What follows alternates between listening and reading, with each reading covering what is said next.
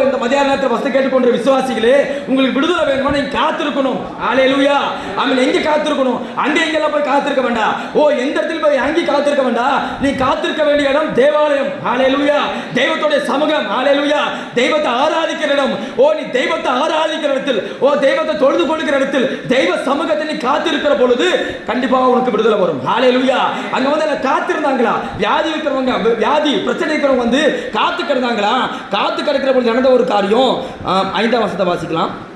38 வருஷம் வியாதி கொண்டிருந்த ஒரு மனுஷன் அங்கே இருந்தான். அடுத்த வசனம். படுத்திருந்த அவனை இயேசு கண்டு அவன் வெகு காலமாய் வியாதியஸ்தன் என்று அறிந்து அவனை நோக்கி சொஸ்தமாக வேண்டும் என்று விரும்புகிறாயா என்று கேட்டார். ஆமென். ஹல்லேலூயா. அவங்க காத்திருந்தாங்க. காத்திருந்த நேரத்தில் நடந்த ஒரு காரியம், இயேசு அங்க வந்தார். ஹல்லேலூயா. ஆமென். நீங்க காத்திருக்கிற பொழுது, கர்த்தருக்கு காத்திருக்கிற பொழுது, நீங்க வசனம் வாசிக்கிற பொழுது, தெய்வத்தை நோக்கி எப்பொழுது ஜெபித்துக் கொண்டிருக்கிற பொழுது, விசுவாசமா இருக்கிற பொழுது, எனக்கு விடுதலை கிடைக்கும் சொல்லி நம்பி நீங்க இருக்கிற பொழுது இயேசு கண்டிப்பா வருவார். ஹல்லேலூயா. எத்தனை பேர் விசுவாசிக்கிறீங்க? அவர் 38 வருஷம்